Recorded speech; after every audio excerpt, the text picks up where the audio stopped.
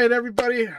Welcome back to another episode, another show, Nothing But the Game. We are back from our 2-week hiatus.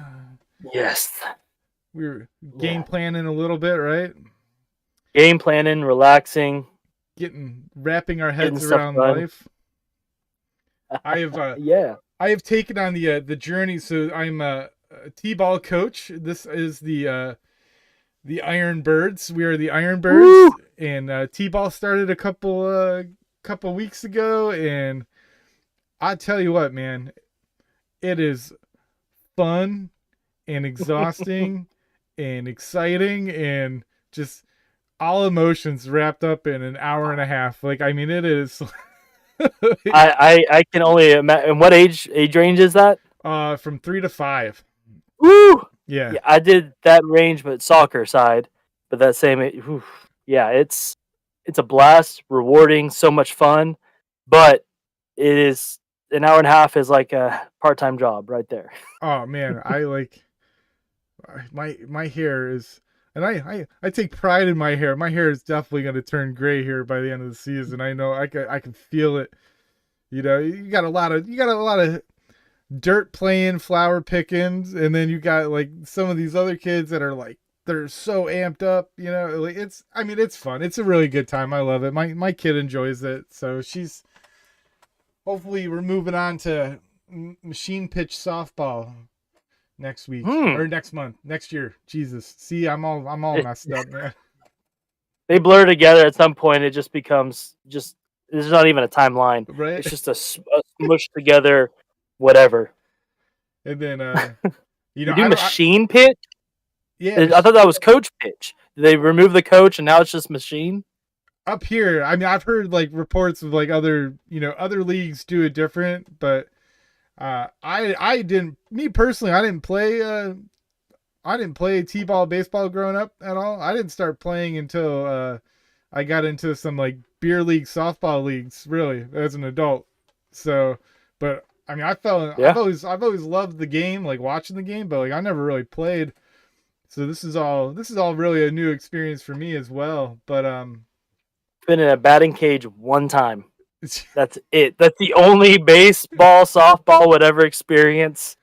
Yeah. So, yeah, it's fun to watch. But man, yeah, the kids that'll make you reconsider some of your coaching thoughts. Like you'll go into it with a game plan, and all of a sudden, that's gone 5 minutes in. Oh man. But I mean, and then like one of the other coaches, he's been doing it for years. Like he's so natural at it, you know. He's just like, you know, at the end of the day, man, if they stand up, that's a win. And I was just like, you know what? That's a great way to look at it, dude. Hey, that's setting that bar at a level. Hey, I'm setting this as an achievable level, right? Yeah. So it was awesome, man. That is so awesome. But yeah, and then, you know, just I guess just catching up on life, you know, up here in Western New York, the weather has started to break and yard work is taking on a life of its own. And, you know, I don't have a green thumb to save my life, so I'm trying to find that, you know, and keep up with the Joneses next door. Oh man, gardening and everything. You know, oh dude, there is no bigger peer pressure than neighbor yard work. I mean, if your neighbor is out there cutting the grass, you know it's coming. You know what the worst one is, and it's not worse because Mike, my old neighbor, if you don't know, I travel full time, sold my house and everything. But the house that I sold, my neighbor, we moved from an apartment into a home. It took me probably 2 months to actually afford a lawnmower. Yeah. After getting all that stuff down, and super nice guy, freaking awesome person. But you know, the biggest pressure was whenever you have that adjoining lot there, you know, property line. Yeah. And he goes ahead and mows that part for you. That's kind of flowing into his, and he just mows that entire side of your yard. He's like, "Don't worry about it. I'm already here. I might as well do the extra 10 feet." I'm like, I appreciate this, but this is like the biggest sign. Oh yes. Like ever. And so the next day I go out and buy a weed eater because I couldn't afford a full blown lawnmower, and I'm weed eating the rest of my entire yard. So I know exactly what you mean. Yeah, it's it's fun. I'm like learning all sorts of stuff. I've put an edge on my mulch, like the mulch to make it pop and all sorts of stuff, man. I mean, this is and this is gonna be the second summer going or living in this house. So like that's how far behind on all this stuff I am. So like we're really The first year is just a crash course. oh man, it is. So it's fun. But yeah, I mean let's get into it, man. So Yeah.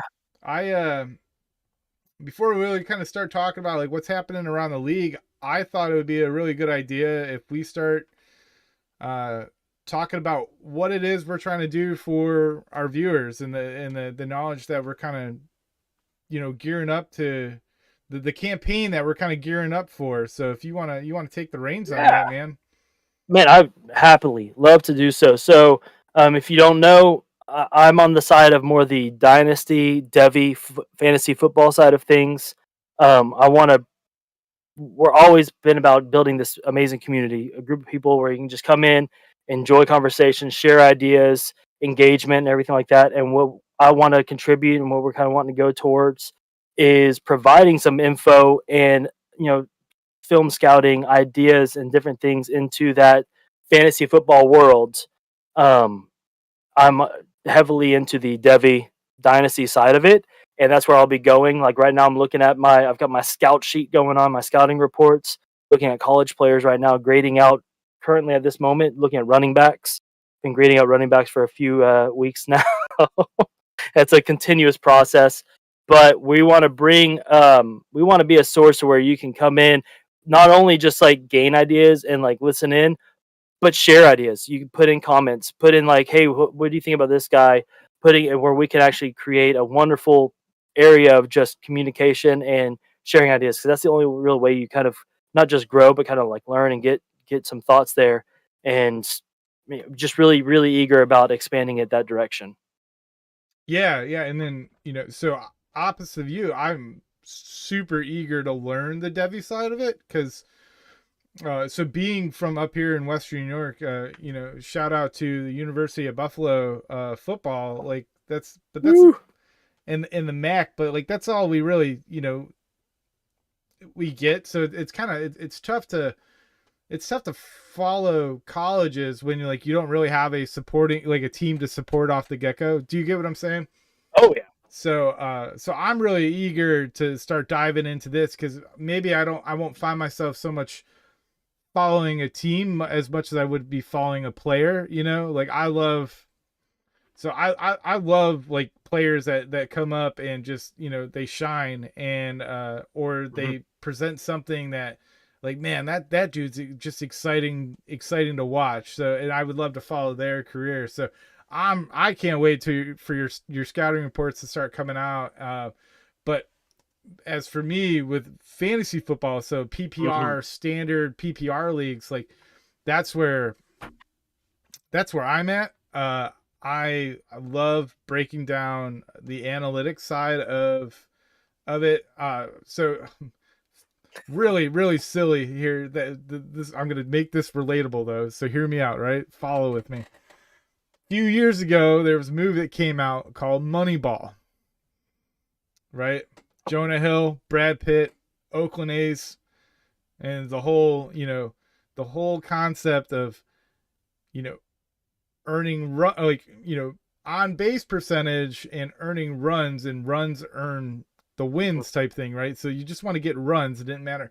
And that's kind of this concept that I'm leaning towards with my fantasy football analytics size. I've been diving into a lot of data, a lot of play by play, and it's not necessarily, hey, we want to draft this guy because he's the number one receiver in this team and he's going to get his looks.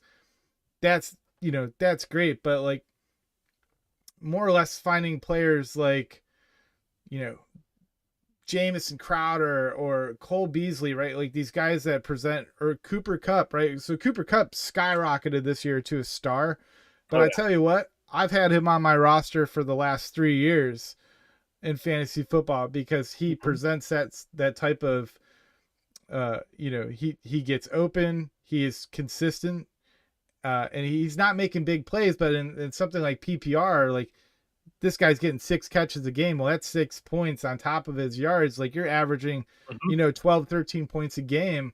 And that really fills in as a strong flex. So then if you have a roster that's built around these strong flexes, it, I think, carries more weight than having, than anticipating somebody having a big game and them not following through with a big game. Yeah. So I'm really diving into the offensive formations, utilizations, the success of personnel, like, if this team or this defense is giving up, more points versus 12 personnel, and this team is running 12 personnel more often than not, like I'm going to go and try to, hey, maybe this second tier tight end that's not being drafted or he's sitting on the waiver wire, he actually might be something that you want to go and pick up. So that's where I'm diving into it. I'm trying to find the points between the lines for the viewers to really just allow you to start diving in and realizing that there is more to fantasy football than just what is, screaming at you. Oh, homeboy, dude had, oh man, he had a big 20-point game last week. Like, let's go get him. Well, his utilization's only 3%. Like he just happened to break one that week. Like, don't waste a waiver wire on him because that probably won't happen again. So that's where I'm at with it. So when these two come together, when yours come together and mine come together, now we're going to start seeing like, all right, well, this team drafted him. They're doing this much. He's really going to fit that. Like, you might want to grab this guy sooner rather than later, or.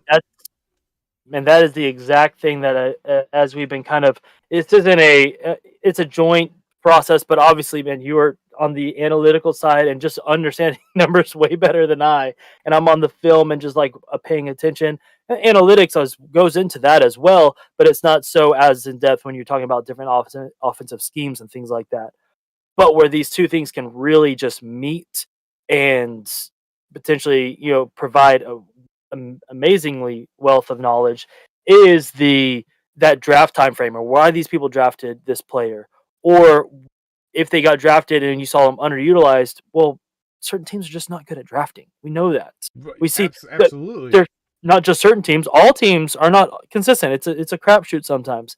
And why did that player move from this team after the first 3 years, and now he's on this team, and all of a sudden it's a top 36 player, a flex position guy? Yeah. What's going on here? We would already have that information at least scouted out or, plotted out, where you have some of that knowledge. We would absolutely, with the path that we're heading now, I think we'd be able to project we'd be able to project those types of things, especially.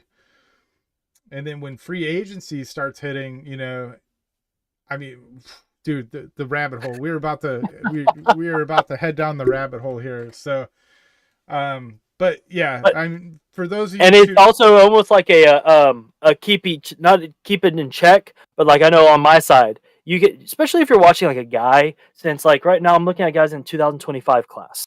These are freshmen that are coming in different. Like you almost like as you watch them, you don't like, I don't want to say grow an attachment, but you kind of, as you rank and they're going, those things evolve and change. You can't be stuck on it.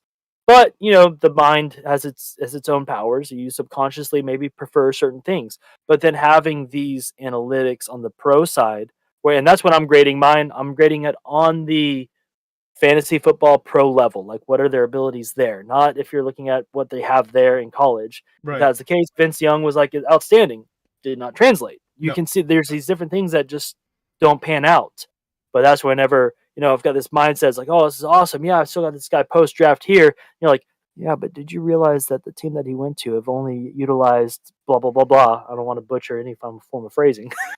And be like, that makes sense. So that's where we want to really bring this in, along with that on the community side, where we can be tapping into different thoughts. And I'm just super, super excited. I'm rambling because it's fun topic for me. Oh, I mean, listen, we could ramble all night about it because that's exactly how I feel. And then like on the betting side of things as well, I'm very much into the daily. I am very much into the daily fantasy football, and this was really for me to start diving into it in this manner. It was to translate over to that, but now I'm realizing that it is much bigger than just daily fantasy. Um, but yeah, I mean, I want to be able to, almost project exactly how many points, and it's based off of it's based on habits, right? Because as much as these guys are professionals, uh, we are all human, and humans tend to do, they tend to develop habits for themselves, and it's really I'm just trying to identify those habits and realize that there's a possibility to capitalize on these habits, these coaching plays, or this team goes into third down, this person is targeted X percentage of the time on third down. Well, this defense puts most teams in this third down range. I mean, I could go on and on and on and on, and I'm not. And as much as and to really agree and kind of expand on that with you is as much as like the NFL is like obviously the creme de la creme. Like these players are just the top tier athletes that you could ask for. Yeah. Within that top tier, they have, like you said, their habits. The coaches have their habits. The everything have their own rituals. But then even within there, like there's the just insane amount. Everybody always uses the Tom Brady the level, the the Adrian Peterson level, whatever, Randy Moss, all these different levels where they're just the elite of the elite, and it's almost like, all right, well, no matter what, they perform, no matter what's going on, this happens, and so being able to, but finding that is almost like the in on a dynasty Devi side of things where you're trying to find these guys and snagging them up early, catching that early. That's what I would love to do. But then also finding the ones that sneak in there randomly and they're just now those waiver wire pickups, but those trends that can be caught ahead of time. You don't know, and out of nowhere those guys become like, once again, you keep using the continuous comparison, Tom Brady, where he's just drafted so late, nobody else caught that. But then if you start looking at these things analytically, he kind of came in right before that big birth of the analytics. Right. And that's where that's the fun game as the as people who do this, and as a passion, it's almost like that. I want to catch that guy. It's like kind of panning for gold, and you're really hoping to find that person. That's what you're searching for, and that's what we want to provide is a source to where you can also potentially find that individual for your team or teams, leagues, for those addicts out there, those degenerates like myself who have 10 plus dynasty Devi teams. It's having that slight edge. Who knows what that could be? Your point about Tom Brady is so spot on though, because every team in the league was kicking themselves in the butt because but you go back and watch Brady's film from Michigan. And this is where, we kind of talked about guys like Matt Corral, right? Corral. Yeah. Like Brady is an absolute 110% gamer, right? Like that dude, you go back and you watch his game like in Michigan, even when he got benched and then he comes back, like he is a gamer. He was in that mindset, and when it comes down to it, man, like those are the kind of characteristics that you want to look for in players, right? Mm-hmm. Like and look at him now. He's still going, man. And taking those things and finding it, it really is almost like lightning in a bottle. You're finding anybody comparable, and to compare that, it would be crazy. But whenever you are looking at those attributes, it is that gamer mentality where it's just you find a way to play, you figure out what works for you. It's not like you play to your strengths, but then you also play to your opponent's weaknesses. Right. And that's where you're able to actually capitalize. Like you mentioned, Corral. Like I have him post draft, my number one quarterback to own dynasty side of things. And man, I mean, we could segue right into this because I think he is coming into the perfect situation. I really do. I think Carolina Yeah. was the best landing spot for him. I really do. I mean, DJ Moore, Terrence Marshall Jr. He's coming into his second year, right? Like the game's slowing down for him a little bit. You got guys like Christian McCaffrey. I mean, I read an article today. Like Christian McCaffrey is adamant about staying healthy, and and I think the team is. He's a Stanford guy. He's gonna be try to outsmart everybody. And how can I think through this process to make myself better than I was at 23? That's what he's going to try to do. Yeah, and I just think that it is. I think they're in such a. They have a supportive defense, and he can go out there and get and he's got some wheels on him, dude. Like I just think it's the perfect situation. And if I was drafting Dynasty right now, I'd have him on my bench, man. I would take him over Kenny Pickett. I really would. Definitely added him a couple times in the late third rounds. Yeah, in some places where, or not that I've passed him up. Definitely have been one to trade away my first and second round picks. And I'm like, well, I've only got a third, and he falls. I'm like, really? Y'all are gonna allow this to happen? And it's one of those things, like I said, lightning in a bottle. There's a lot of sequences that have to happen. There's a lot of things that have to go into those situations where they do thrive and flourish. The coaching, the offense that they go into, the actual mentality that they have, the locker room wise. There is a lot of weird things that we cannot calculate for, but where you have eyes on, you have the numbers, it's the age of information. You can't say that you don't know because there's so much info out there, and if you want to find it, you can go get it. So it's a matter of just, hey, what do you do have? Apply it. And in these situations, man, like I said, I'll go with you on there, Matt Corral.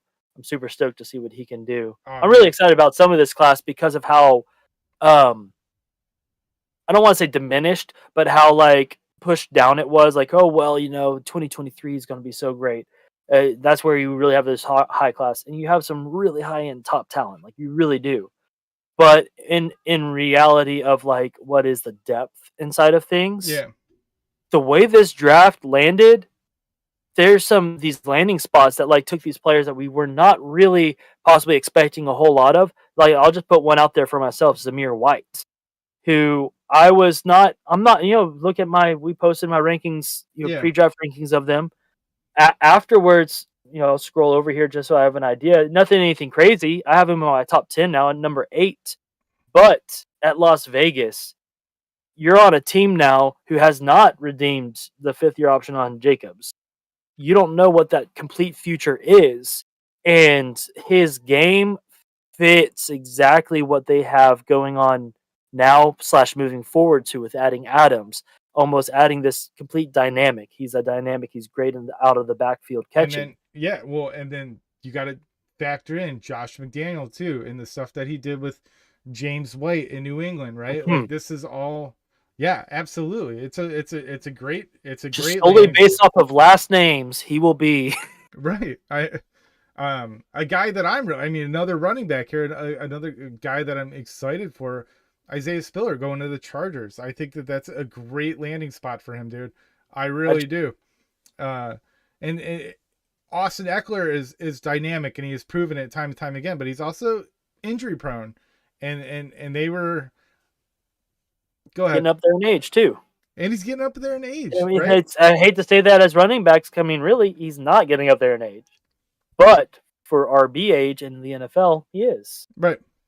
Like. Yeah, I think that was... And he's a great person for Spiller to come in behind. Yeah. Like, just perfect. So, yeah, I'm really excited for...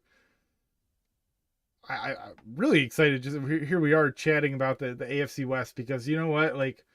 It always gravitates that direction. It really does, but it's so hard to avoid it, They made some huge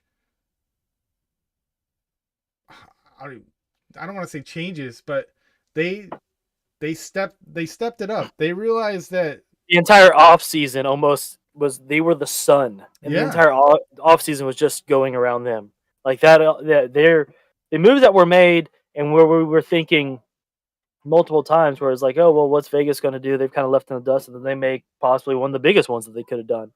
It's it's becoming just an exciting division to watch, and then with the draft, like you mentioned, I have Miller as in my number 7 overall. Excited, running back to kind of be looking at. yeah. He's the where he's ended up is outstanding for him. The in the event of Edwards being traded over to Atlanta, they are. I want to say they made a move at receiver. The Vegas Raiders did. Um, but I mean, we can shift our directions towards Atlanta because I think Atlanta is being way overlooked right now. Yeah, I think so. I think Atlanta is being way overlooked. And I don't think people are really talking about the chemistry and the history already between Art Smith and Mariota. I think Desmond Ritter coming in as Mariota's, I don't want to call Mariota a journeyman quarterback, but you know what? He has experienced the highs and the lows of the league. And the glimpses that we did see him in Vegas, like, you could tell that there was a lot of growth there, right? You could tell that he had a lot of growth. So I'm excited for him to start again. But there's, Kyle Pitts, Drake London, Brian Edwards is super, super, super consistent, man. Like, No, he is. Like, he's a big sleeper coming into that wide receiver class. I hate to say it. It sucks that he went to Vegas for where he went because of what they had done already before investing in rugs and things like that. right. But also, with Waller, but like he himself has, I think he has the ability to show himself to be I'm trying to think of another one. You got Pitts, London. He could show himself to be the Michael Pittman, or shoot, even Cedric Wilson of last year for the Cowboys. In that regards, like he could be that third guy that really surprisingly steps up because he is that body and Yeah, reliable. absolutely. I mean, already I'm just looking at he's this possession receiver too. He's gonna get to the sideline. He's gonna get you your first downs. Very. I mean, Robert Woods is so good at what he does, and we very much could be looking at the next sort of Robert Woods developing there, and like he gets. I like that. So, yeah, I'm super super excited. Let's kind of jump into ADP. So you said that you have sleepers ADP right now. Yeah, they kind of came out with their average as of May. I believe this one's 23rd. Oh, okay. So this came out this week. Yeah, so not too long ago by any means, and it is. If you're on the sleeper platform or anything like that, you definitely know that it's been navigating towards that more dynasty side. Yep. There's a lot of leagues going towards that, and I've got that ADP here, and it is. I wouldn't say anything surprising. I disagree with some of the things in there. Obviously, it depends on your league. There's so many variables that wouldn't go to any of these things too. So you have this ADP, but it doesn't reflect like the tight end premiums. It doesn't reflect how many super flexes there are, which clearly on this one there's a lot that they're showing there. It doesn't reflect how many flex positions there are within these dynasty leagues because you want to make them deeper. So I'm in some that have 4 total flex positions, Oh, just wow. because they want to make them large. You customize however you want, but in general, these are still going to pan out to be about the same with a few, depending on your league preferences, differences. Yeah. I commission a dynasty league, and we actually run for defensive players, and we have 30 people on our bench. Like it's extremely deep. I have yet to dabble in an IDP any form of league. Yeah. Your redraft or dynasty. It's it gets interesting, and it gets fun. We're as we're rolling, so this is gonna be our third year going into it. So we're kind of noticing, sometimes these defensive players are just putting up massive points. So we're trying to adjust some of the scoring a little bit. I mean, there was one. Bobby Wagner had a 20 tackle game last year, and Jeez. that ended up translating to 50 points. Uh, and it's kind of bizarre and crazy, It's like having a super flex QB set up there. yeah. With that QB scored 50 points. I've never really played with a super flex before, like the flex QBs. So if you kind of elaborate on that a little bit. No, so on that super flex side it's actually my intro into fantasy football. Period. Was just well seasoned guy. I was in high school. I was 14, and brings us in, and he did a 2-quarterback league. It wasn't super flex. It was I've played. You had to start 2 quarterbacks. Yeah. So that's where I got my experience, and maybe I preferential to it. The super flex side of it is you have one. You have to start 1 quarterback. The one of the flex positions is it can be any position. Period. Okay. Well, obviously, due to scoring, you're going to want that to be a quarterback, barring some weird injuries or anything like that. Yeah. It allows the flexibility where, like, okay, well, my third quarterback or my second quarterback's out, I can still put in whatever here. And with that being the case, though, a lot of dynasty and Devi side of it helps calibrate the importance of quarterback, because if you go to 1 quarterback leagues, they're not as necessary. You see, that's where you back in the day you look at ESPN and see their drafts in a redraft league, and the number 1 quarterback on the board, say Tom Brady at that time, was going in like the 4th round, 5th round. Yeah. Maybe you have somebody super excited, 3rd, whatever, but nothing earlier than that. And we all know that quarterbacks are those massive ones. So I don't have to over explain it. Everybody who's probably listening already knows this. It really helps calibrate the value of the quarterback into the fantasy league. It's fun though that you mentioned that, though, because now you could see the shift. You could see the shift in the leagues. Mm-hmm. Like the evolution of fantasy football is it keeps going. Where you mentioned dynasty, you mentioned a super flex 6 years ago, and it's like, oh man, I don't dabble. No, man, just give me a straightforward 1 quarterback, 2 running backs, 2 wide receivers. Like, it's just that. And now it's like it's almost becoming the more popular side, but that's where it's going. Where dynasty side of things are kind of picking up, and the Devi side of it is almost that super flex position. Well, in reality, man, all people listening in here, we're just so, like I said, age of information. You're around all that. You don't have to watch every single game to know. You have podcasts like ours and others out there where we can just share this information. Yeah. It's super exciting. I love it. I love it.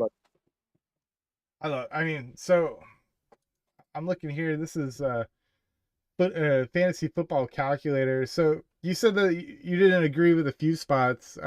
Let's elaborate on those. Like, who? Let's kind of break it down a little bit. On the spot over here. So yeah, it really, like, once again, depends on the league that you're in.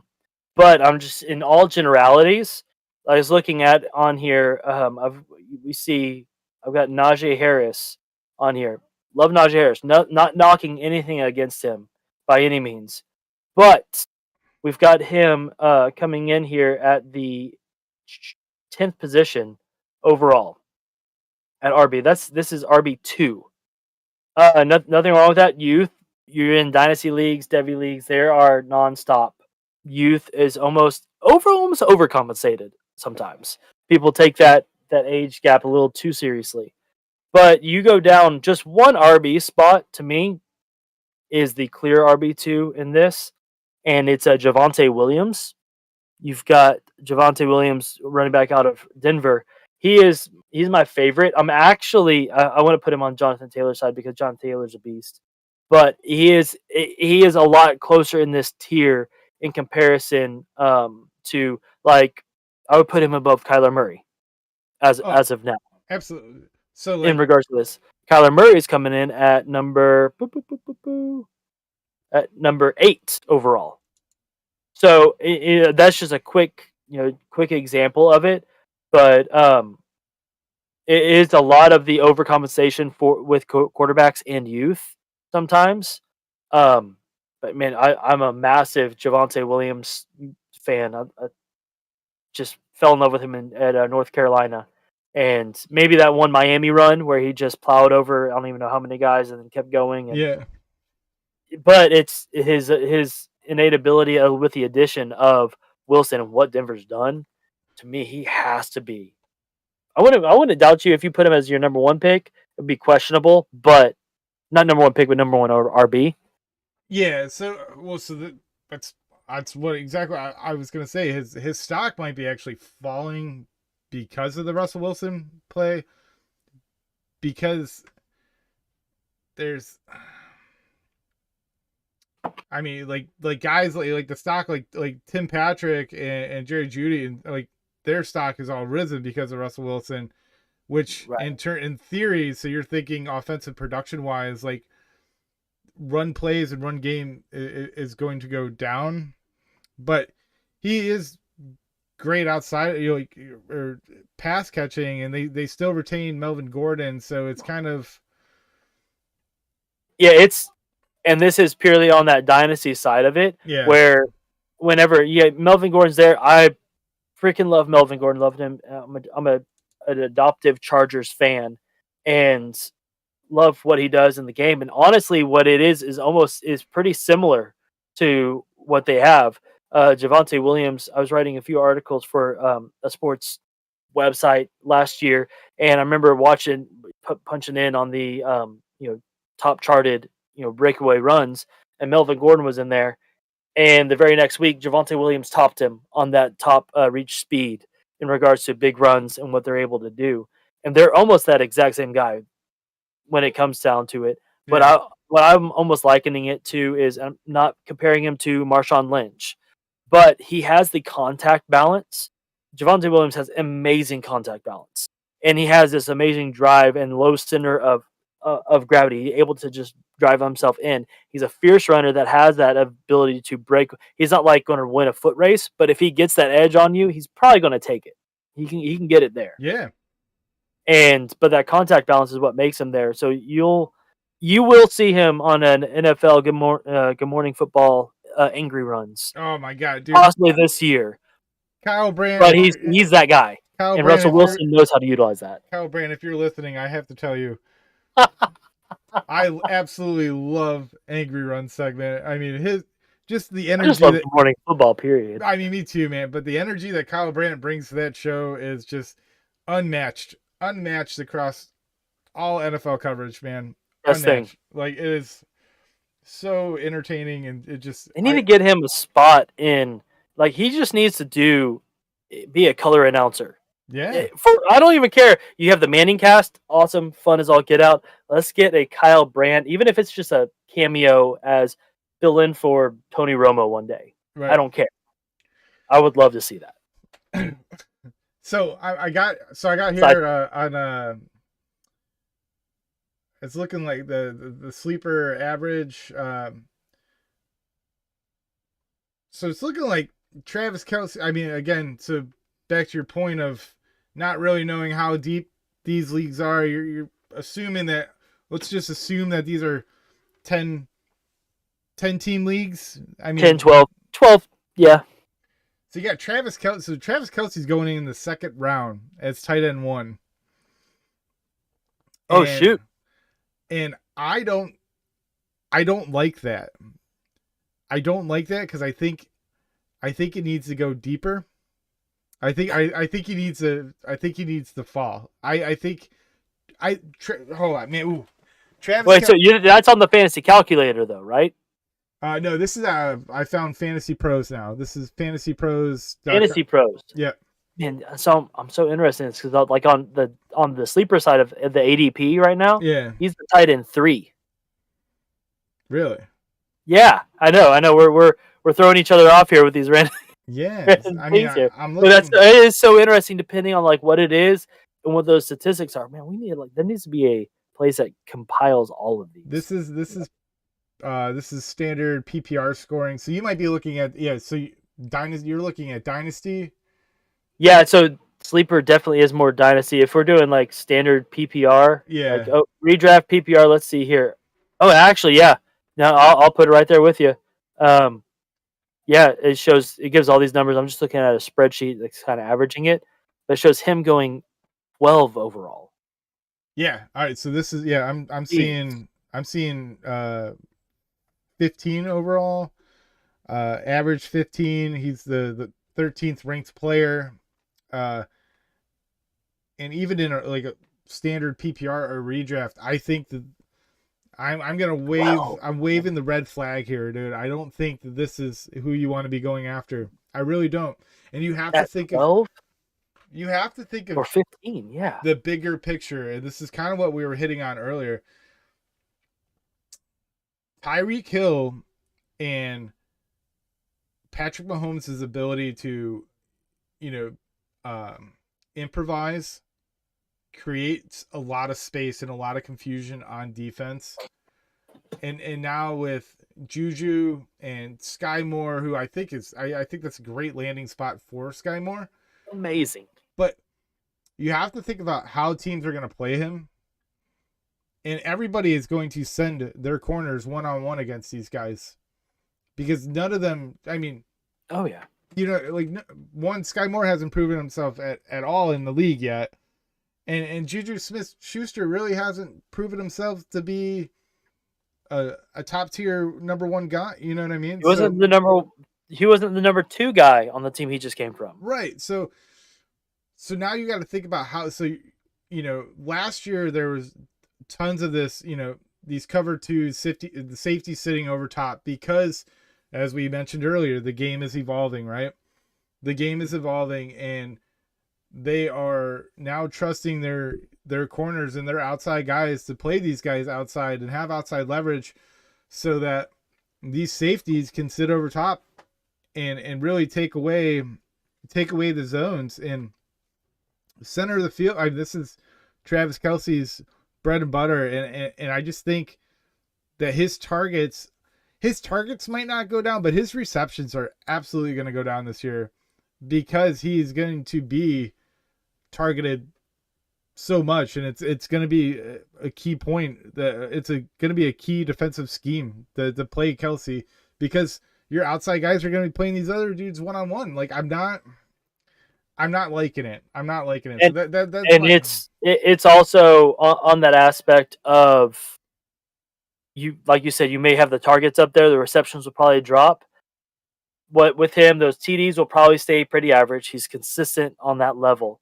But the yards, to me, after the catch will also be going down. Yes, his ability to break a tackle and his ability to actually extend a play is not going to go that far away. He's getting older. He's getting to that point where it's like, how much longer do I trust it? It's that Tony Gonzalez level where it's like, I've been riding him forever, and all of a sudden there's just that drop off. It's going to happen. It will happen. And it always happens, especially in redraft leagues. You see that where that ADP, and there's always the guy that busts you. Oh yeah, I agree with you here. I think it's going to be Kelce, not to a bust where he's like not in the top 10. He's just not the ADP value. Right, like he is definitely. He's definitely your number one tight end on your roster for sure. Oh, but yeah. I'm not taking him. I'm not taking him in the second round or at number 12, the first round in a 12-team. Right. Like I'm not taking him there whatsoever. Yeah, that's pretty shocking. I'm glad you mentioned that because my eyes gravitate towards the Sleeper app actually provides it. Dynasty Superflex, Dynasty PPR, what all these things are. If you look at that redraft, man, that threw me off big time. This is Fantasy Pros even has Devi rankings. Okay, all right. This is Dynasty rankings. Here we go. We got some Dynasty rankings here. I can get with you there. Yeah, I don't definitely jump into some Dynasty Devi rankings. Right now, but I know this is So the next guy, we want to prep everybody for that. The next guy I'm curious about where he's going. Okay, and here he is. You got AJ Brown going 26 overall, right? Averaging 26 overall. So third On a round. PPR redraft. Yeah. Yeah. I mean, he's another guy. Like, I think his production is going to go down because I don't think Jalen Hurts is that good or set up for that much success there in Philadelphia. Yeah, so looking at it here, yeah, you've got not too far off 22 overall on this information here. On the dynasty side of it, it is kind of interesting because you have him. It's almost pretty consistent. The dynasty side of it is actually got him dropping a little bit with 25 overall, so matching that ADP. But it is, oh man, that news came across in the crowd, listening to like all the stuff. Poor Yeah. signal in Vegas, and a guy turns around to me because I had just broken the news to somebody because everybody's out there. We've overloaded the system with signal, and Right. we're kind of like looking around. And I had just gotten the news probably like 5 minutes earlier that Hollywood Brown had been traded to Arizona, and so I was like, "Oh shoot, what's going on here?" And like they're like like 5 minutes before the pick was made. Um, and everybody was just like huddling around, huddling around. And so we're figuring out like, that was the biggest news going on. And then AJ Brown came down. I was literally standing next to, been talking this entire time with a Tennessee Titans fan. And he's like, "Man, I was talking about it." He's talking about drafting Treylon Burks to go with AJ AJ Brown. Brown. Oh man. The moment that some guy like 15 feet away from us was like, "AJ Brown's been traded," I was like, "What's going on?" And that we beamed towards him. He comes over here, swarm of people like a freaking mosh pit. And that guy, man, that news breaks out. But the moment it did, that Tennessee Titan fan like just like stormed off, furiated. And me, as a multiple owner of AJ Brown in a few different leagues, I was just like, yeah, it's a place where you don't know. Like Right. Jalen Hurts. I would He's better than Smith, but like, what is going to develop there? like I am extremely I got AJ Brown off my books last year in a trade, and now that trade is looking like I might be the winner of. You know what I mean? So It might be. Yeah, I'll my opinion on there. AJ Brown is a freak talent, absolutely, and this is not a knock on his talent whatsoever. if Hertz can just do whatever with him, they have the ability there. I don't think his long term is really diminished because he'll overcome something. It's just a matter of this year, because I think if this year Hertz does not prove it with what he has around him, they're drafting somebody else, and that's going to hurt AJ Brown again because you got a new quarterback coming in. But And I they don't. I gave don't. him they gave him a big contract extension too, didn't they? Yeah. No. Yeah. Yeah. They know the talent's there, and they were signing the talent. I just don't know if whenever they offered that contract, if maybe they're super confident with Hurts too. They just want to. They don't want any doubt about it. You mentioned Hollywood Brown in there, and I just want to say I don't even know exactly where he's falling at, but I do want to comment on the fact that I think Hollywood Brown and his speed is a big compliment to DeAndre Hopkins. Yes, once he gets on the field. Yes. And it's just a matter of Hollywood Brown staying healthy, because I'm pretty confident that he's had some injury issues the last but his speed is a huge compliment to DeAndre Hopkins, and big play capabilities, you know what I mean? Like, It's based on it's almost like Arizona in that move, and I'm not putting this exact thing on there, but getting rid of Christian Kirk. But when they had John Brown as well. It's almost like they almost got John Brown and Christian Kirk in one guy if he stays healthy. Marquise Brown has that ability to actually almost not supplant both roles, but he'll be able to. He's going to be that amazing 1B type option. Yeah, based on matchups, man, if you're in a pinch, I think he's a great flex start. But you know what I mean? Like, that's so this is it's so many different variables though too with Kyler Murray. I know he's holding out with OTAs right now. Yeah, but that's just what the business of it. That's just the business side of it. I mean, personally here in Buffalo, we're dealing with Jordan Poyer and his holdout to OTAs, right? But he's still doing stuff around the community, etc. Like, it's not like he's going anywhere. He's just waiting for the deal to be done, Right. So, um, I mean, there's certain like, oh, Darnell Mooney at 74. I mean, like, there's just I love me. I know you do. Like, yeah, I traded him away in a league, but it was for somebody who is apparently higher on him than I am. But no, Mooney is it is crazy. I know we're just doing this quick, briefly looking over these things, and I know we'll dive into these deeper in a full blown episode. But yeah, seeing these, especially the early ones, the early reactions, yeah, because some of these rookies sometimes have this boost, and sometimes they also have this drop because of where they went. And due to that, you have players that kind of find this artificial bump because of the rookie inflation and whatnot. yeah. Yeah, I love looking at this stuff as like on the trading side of things, looking at the buy early, sell high type stuff. So let me I got a trade offer the other day, and since we're coming towards the end of the show here, I just want to get your opinion on it. All right. So, yeah, you ready? Mm-hmm. Yes.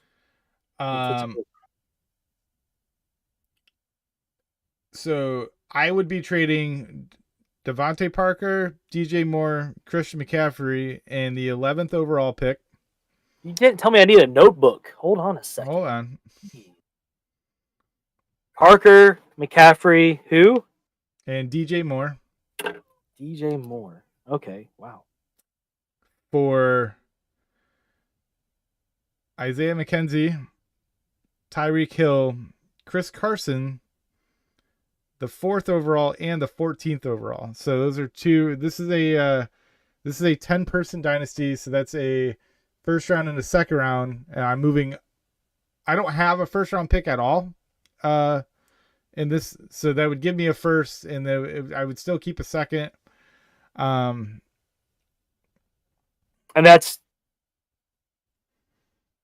for this year's draft, right? Y'all haven't had this year's draft yet? We haven't had this year's draft yet. So 4th overall.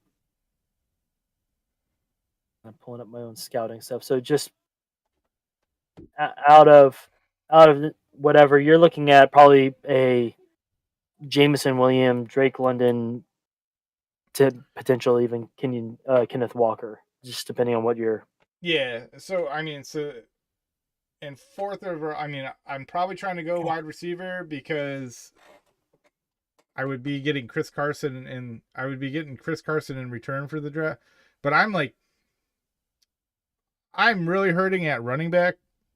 So I made the trade last year for Christian McCaffrey, which included my first. I did it even though knowing he was hurt. But I'm like really hurting at running back, so like I don't want to, because I don't have any, but I'm pretty solid at wide receiver. So I'm willing to let go of the wide receiver you're getting is pretty much Hill, and then whatever that 4th round pick is. Yeah, I mean pretty much, because I mean I have Diggs, DJ Moore. I have a few other. I have a few other wide. My roster. I mean, because I'm all about like shaking it up, man. I love. What was that second draft pick you ended up getting? You said the 4th and what? The 4th and the 14th. And we only draft 3 rounds, so there's a lot of guys that are going to be sitting in the waiver wire afterwards. Yeah, so dropping back from that because you're trading the 11th away and you're getting the 14th out of it. You're not losing really anything there. It's just a matter of preference at that point. Right. If you're needing a quarterback, if you're needing to go running back, wide receiver, a lot of those, maybe one wide receiver left that is almost more of a sure bet. But yeah, you're looking at that as more of a preferential at that point. So essentially, is that 4th pick, which is to me in my eyes would either be Drake London or Jameson Williams. Right. So who's available? Me personally, I mean, I was looking at I was looking at James Williams for sure, but Yeah, I man. I, I love Jameson Williams in Detroit, man.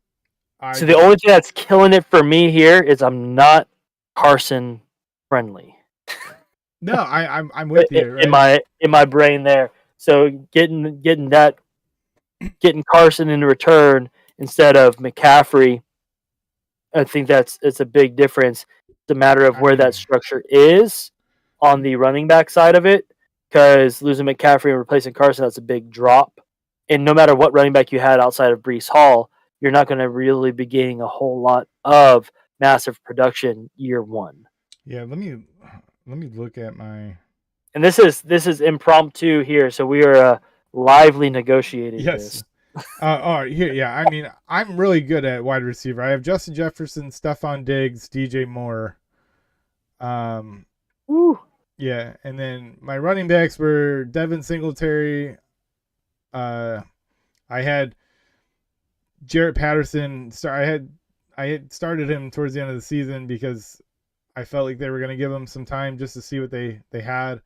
I have Miles Gaskin, who his stock is just off now. J.D. McKissick, he's a nice flex here and there. Uh, Ramondre Stevenson, who I do like in New England. Yeah, could be interesting with the what was his face coming out of that they drafted? Why am I drawing a blank on him? Pierre something. Pierre Strong. Yeah, Pierre Strong that they drafted. It's super interesting. And then I have Kenneth Gainwell as well. Man, I love me some Kenneth Gainwell. Give me a Memphis running back almost any day. I love it. But listening to that, I would hate for you to be adding Carson as your number one running back, essentially.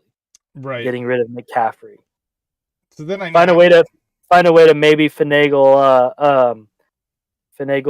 another lower tier wide receiver in that position. Who knows? Then that would be potentially worth it on my end. And then I got guys like Kadarius Toney, a tight end to watch out for. Ooh. Tyree Jackson. Tyree Jackson. I'm not gonna lie. Former quarterback. He rode on Philadelphia's. He was on Philadelphia's practice squad for most of the year. He is a former but I tell you what, man, he was lighting it up. He very much. Is he still at Philadelphia? Yeah, still with Philadelphia. Very much, very similar attributes of like Logan Thomas. Right. Okay. Hopefully he just doesn't break out at the age 28. Right. No, exactly. I mean, that's Logan Thomas. Like, man, I look back at it now and it's like, the Bills had Logan Thomas on their roster a few years ago and they let him go, and now look at him like he's finally breaking out. So situational. It really is. It really is, yeah. So yeah, I'm gonna sit. I mean, I love draft capital. So especially this time of year. Yeah. A lot of fun. And I'm okay with letting DJ Moore go and maintaining Christian McCaffrey. I don't know. I gotta work some things out. Well, this will be more updated in future episodes here. We'll know what happened with this trade for sure. Oh yeah, for sure. Because I know I'm gonna offline here. I'm gonna be asking some more questions. Because I mean, I'm also hurting at quarterback. My starting quarterback is Carson Wentz. So hey, 14, you could probably find somebody pretty decent at that point. Right. Now. But then I'm also thinking like I can get Matt Corral at off of waivers. Yeah, you can get him. You can get him a bit later, just depending on what the temperature of the league is. Yes. So, but man, all right, everybody. That's gonna be it for tonight's show. It was good to be back. It's nice to come back off of a little hiatus, and stay tuned for a little bit more off the cuff than usual, but it was a lot of fun. And appreciate y'all listening to him. Off the cuff, I thought we had a really great show. Man. Everybody who's still listening or listening back, Fitz is over here rushing from his Ironbirds practice, and he busted his butt getting over this way so we can make sure we get this thing going. Because after 2 weeks, we're like, you know what, we have to get this back up. We just looking at all this, doing all this work. We just want to get in here and if anything, just have some fun. It was only 3 innings of t-ball, man, from 6:30 to 7:30. 3 innings of t-ball. I mean, it was like, Oh, man. bless your. I love it though. Every kid gets a They had a bat. The blast. last batter gets a home run. Like it's great. It's Oh, good that's awesome. community. So, but yeah, man. You want to close this out? Sure thing. So definitely thank you all for listening in. Definitely follow us on YouTube there, or subscribe on YouTube. Follow us on Twitter at NBTG_podcast. And we definitely will be putting out some more stuff, the information that we've got going on here. Really looking forward to finding a way, getting this all set up and then making it public so everybody can access it and we can, like I said, build this group of community and conversation going on. So once again, thank you all so much for listening in. All right. Thanks all. Have a good night. Have a good week, and we'll see you next week. Bye. Bye.